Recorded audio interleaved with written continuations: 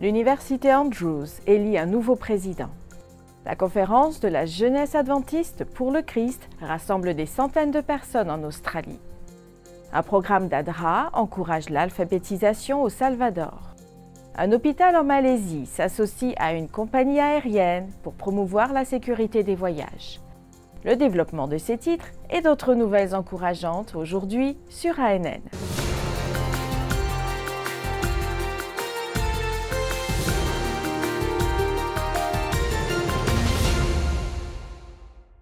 Le 7 mars 2023, le conseil d'administration de l'université Andrews a élu John Wesley Taylor V, 7e président de l'université Andrews.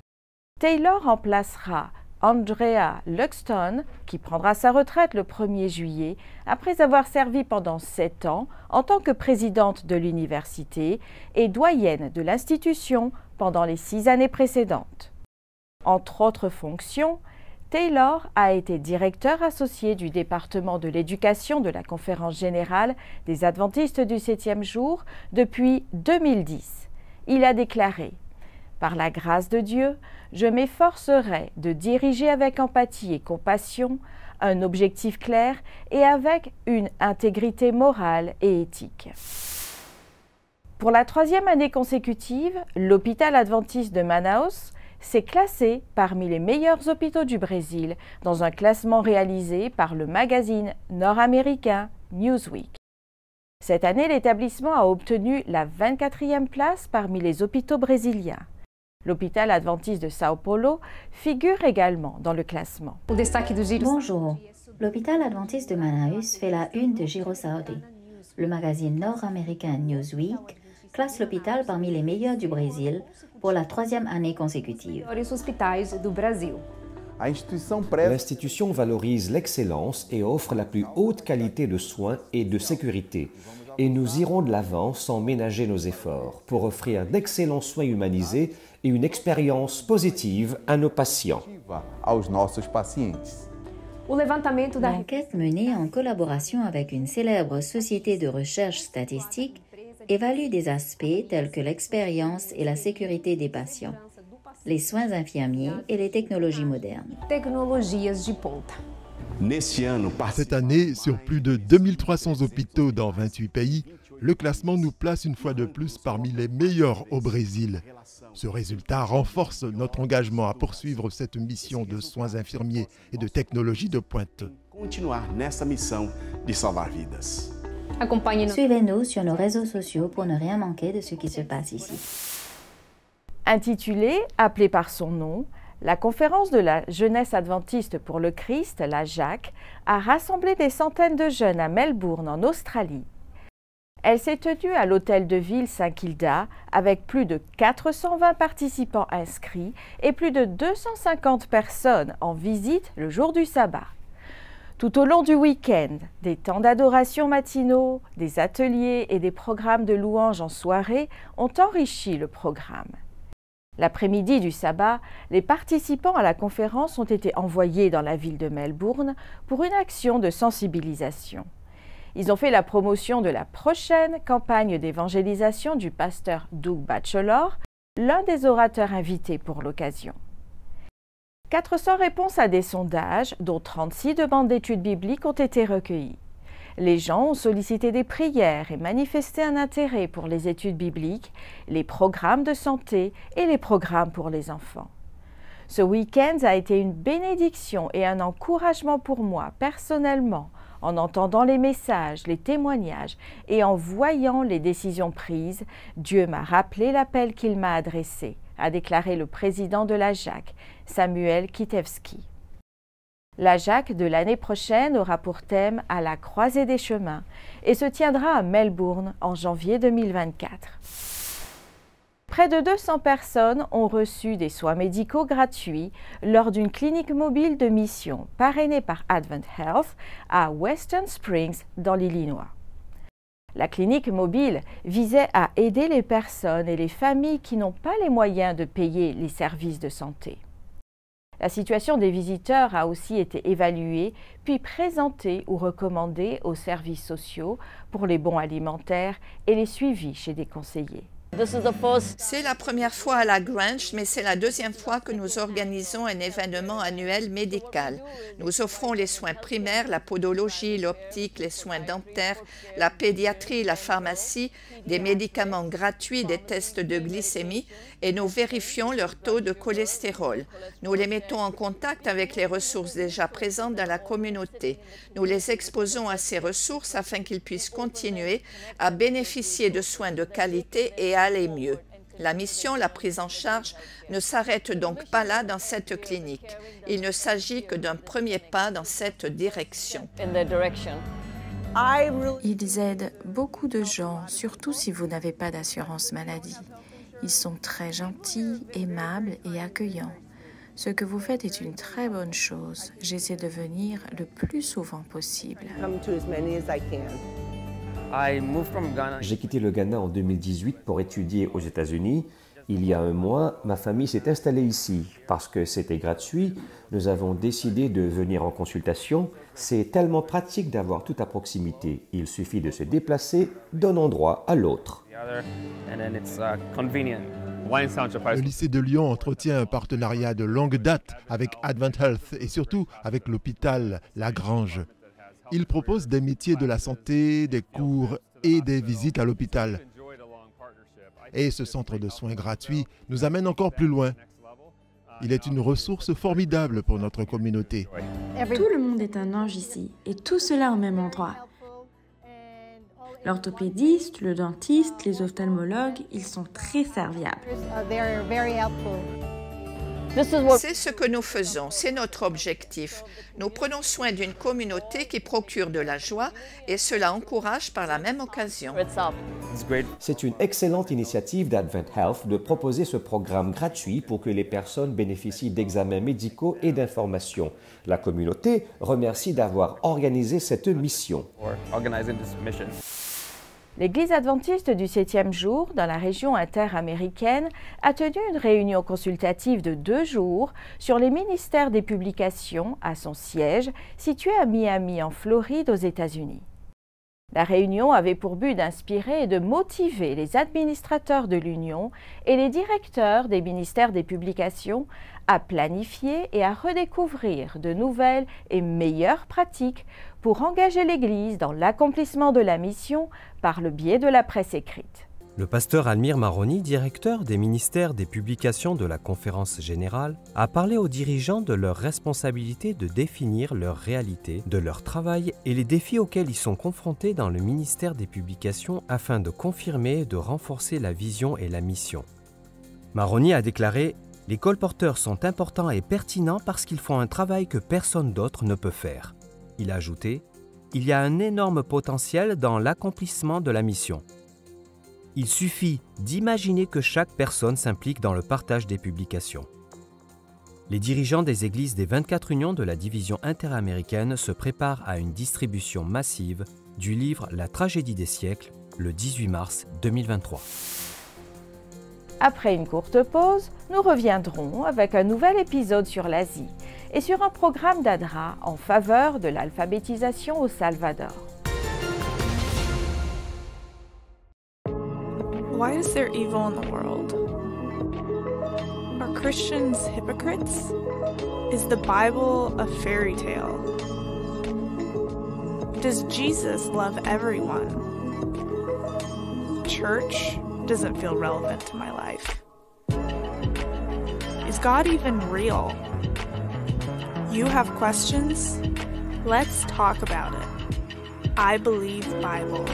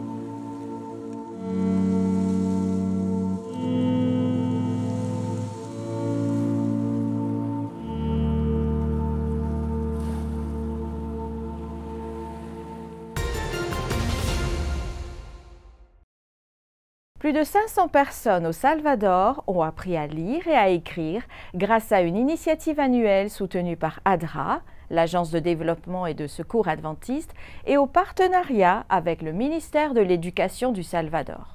Des centaines de personnes se sont assemblées à l'école professionnelle adventiste de San Juan Opico, Libertad, en Amérique centrale, pour une cérémonie spéciale de remise des diplômes durant laquelle 521 personnes ont reçu un diplôme pour avoir terminé le programme d'alphabétisation en 1 an. Le pasteur Eli Henry, président de l'Église de la Division interaméricaine, a salué le travail acharné des membres bénévoles de l'Église, d'ADRA et de l'administration de l'Union pour leur engagement de plusieurs décennies à améliorer la vie de tant de personnes dans le pays.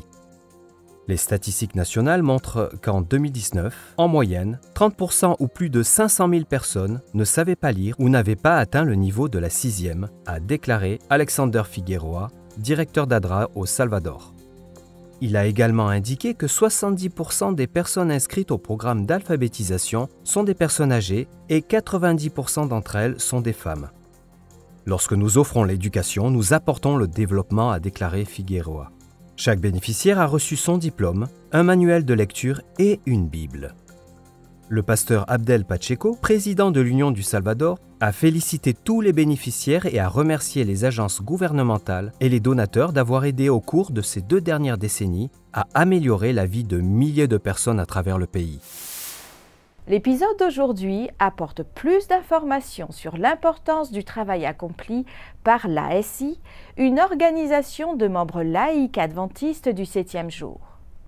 Depuis ses débuts modestes, l'ASI s'est développée en une organisation qui donne aux ouvriers de Dieu les moyens de prêcher le message de l'Évangile dans le monde entier.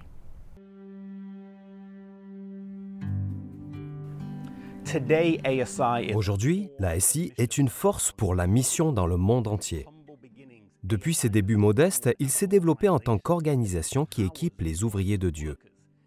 En 1947, il a commencé lorsque des institutions autonomes organisées en réseau florissant et inspirées par l'école Madison se sont regroupées pour former l'Association des institutions adventistes autonomes.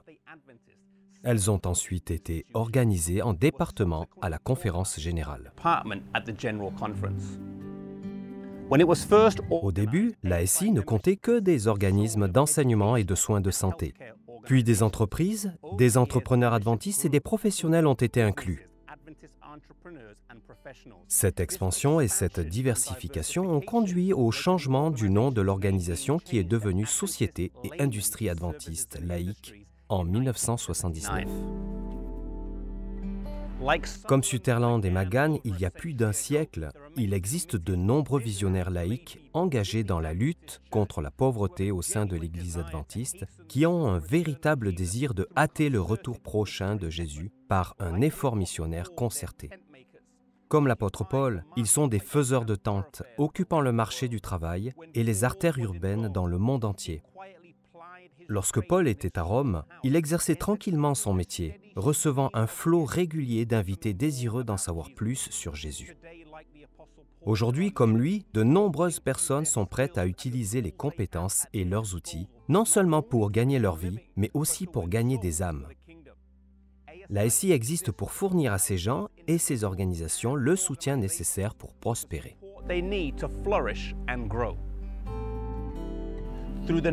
Grâce à la mise en réseau et une formation lors de notre convention annuelle, une aide financière et un mentorat, nous favorisons l'innovation et la mission au sein de l'Église. L'ASI incarne encore la vision et la mission, marque de fabrique de l'école Madison et de ses fondateurs. Partager le Christ sur le marché est la devise de l'ASI. Chaque entreprise a son propre marché. Nous avons notre propre marché en tant que ministère. Nous avons une maison de retraite, une ferme, une boulangerie, des étudiants. Les étudiants font partie du marché. Nous voulons les voir s'engager avec le Christ dans la mission de l'Évangile. La communauté aussi en fait partie. Lorsque nous nous engageons auprès d'elle en fournissant des services et en faisant des affaires, nous voulons le faire de façon à partager la bonne nouvelle du Christ de manière efficace. Où que vous soyez, vivez, travaillez, étudiez, Dieu veut que vous contribuiez au ministère qui doit s'exercer au-delà des murs de l'Église. Grâce à l'AIC, vous apprenez comment partager le Christ en tant qu'étudiant dans votre université, au travail en tant que professionnel, en tant que médecin, homme d'affaires, artiste, graphiste. Il y a des façons étonnantes d'apprendre à partager le Christ. L'ASI devient le pôle, le cœur même de ce qu'est l'adventisme. Il s'agit d'un mouvement laïque. Ellen White déclare « L'œuvre de Dieu sur cette terre ne pourra jamais être achevée tant que les membres de notre Église n'uniront pas leurs efforts à ceux des ministres et des responsables de l'Église. » C'est donc d'une importance vitale. L'ASI s'engage à répandre le message des trois anges dans le monde entier en cette génération. Chaque projet qu'elle entreprend, chaque personne qu'elle forme et équipe est un maillon de cette longue chaîne menant vers cet unique objectif.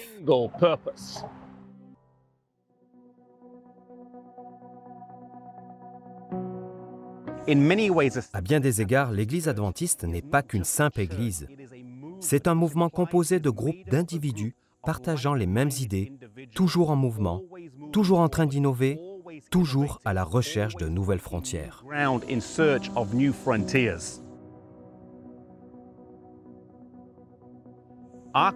Notre vocation d'adventiste est claire. Le message des trois anges au monde entier et les méthodes utilisées tout en étant en harmonie avec la Bible et l'esprit de prophétie doivent demeurer au fait de l'évolution du monde.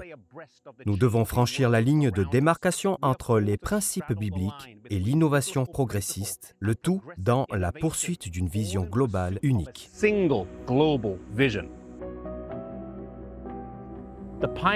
Les pionniers de cette Église ont franchi cette ligne avec succès en renversant des barrières. James et Ellen White, Stephen Haskell, G.N. Andrews, Anna Knight, Percy McGann, E.D. Sutherland. Ils étaient tous fidèles, courageux, indomptables et engagés, à la fois innovateurs et missionnaires.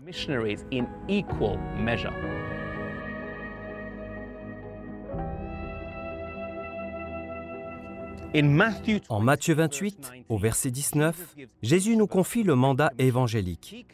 Il nous a ordonné d'aller dans le monde entier et de faire des disciples. Le mandat n'a pas été donné à l'Église dans son ensemble, mais à chaque individu. C'est un appel à l'implication totale des membres, un appel clair à l'esprit de mission, un appel à l'action.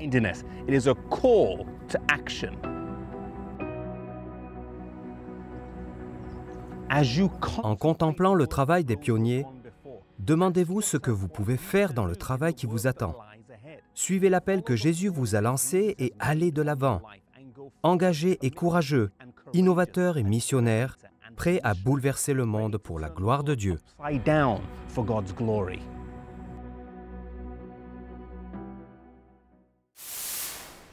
Nous faisons une courte pause et à notre retour, nous verrons comment un hôpital de Malaisie s'associe à une compagnie aérienne pour promouvoir la sécurité des voyages.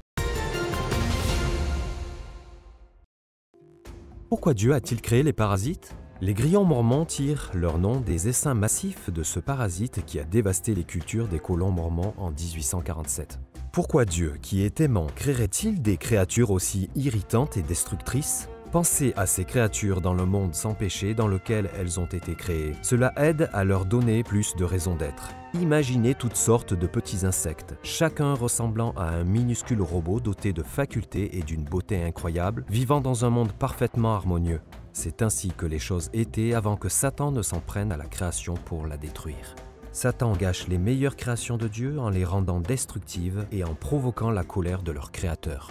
Mais la Bible révèle la véritable histoire. Nous n'avons pas à voir la création de manière négative. Au contraire, nous pouvons observer les animaux, même les grillons mormons, et nous rappeler le plan original de Dieu et non la déchéance causée par Satan.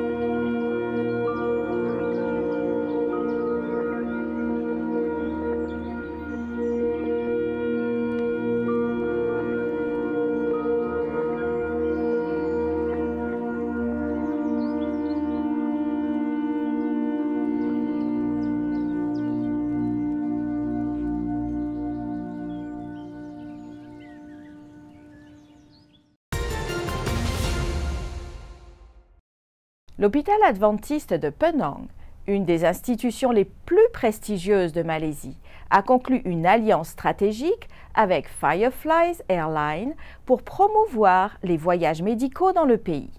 Le 17 février 2023, à Aryaduta Medan, les deux institutions ont signé un partenariat visant à offrir aux voyageurs indonésiens de plus grandes possibilités de visiter Penang tout en obtenant des soins médicaux. C'est une excellente occasion pour l'hôpital adventiste de Penang à s'associer aux différentes industries dans le pays et de présenter les soins de santé et le mode de vie adventiste aux partenaires commerciaux et aux touristes, a déclaré Ronald Kohaeng, président directeur général de l'hôpital adventiste de Penang. Il a ajouté « Cela ouvre de nouvelles voies à l'hôpital pour atteindre et partager l'espoir et la guérison de Dieu à travers le ministère de la Santé. » L'hôpital adventiste de Penang a récemment célébré ses 98 ans d'existence et attend avec impatience de nouvelles occasions de servir la communauté de Penang. Nous vous invitons maintenant à écouter ce très beau chant que la mission adventiste a partagé avec nous. Le chant intitulé « Close », près de toi, interprété par Naash Moati, nous rappelle la présence de Jésus agissant dans notre vie.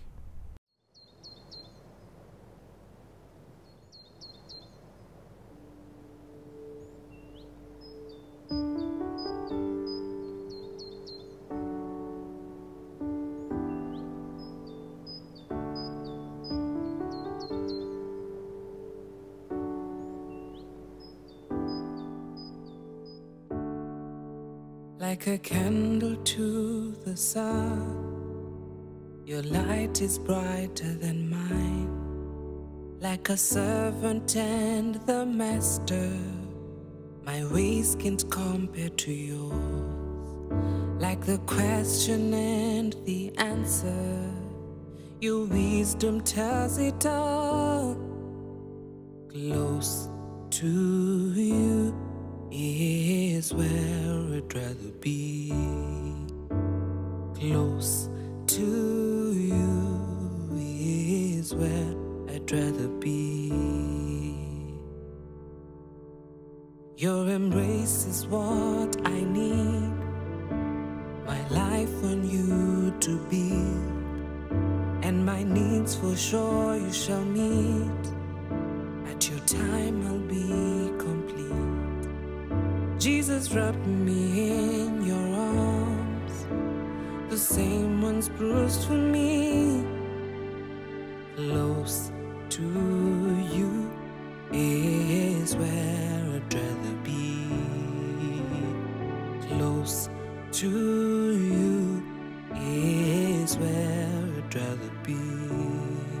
Where all my flaws are known and your grace still shown to me. All imperfections brought before you, so I can grow. Close to you is where I see my need for life that only you can give. Close to you is where I find my comfort, knowing I am loved. Close to you is where I see my need for life that only you can give me. And close to you is where I find my comfort, knowing I am loved. Close to you, I am loved,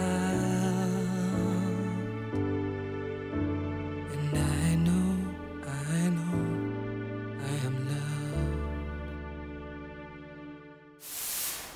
Merci d'avoir suivi ANN. Rejoignez-nous la semaine prochaine pour plus de nouvelles du siège de l'Église adventiste du 7e jour.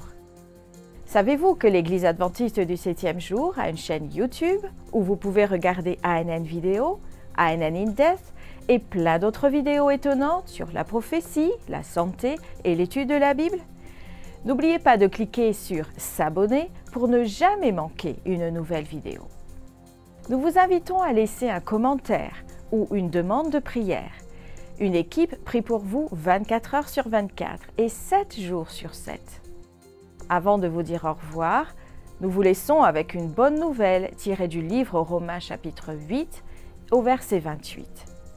Il est dit « Nous savons du reste que toute chose concourt au bien de ceux qui aiment Dieu, de ceux qui sont appelés selon son dessein. » C'était notre programme de cette semaine. N'oubliez pas que vous pouvez toujours visiter adventiste.news pour des nouvelles quotidiennes et des vidéos. Nous nous retrouvons la semaine prochaine pour d'autres nouvelles de foi, d'amour et d'espérance. Que Dieu vous bénisse.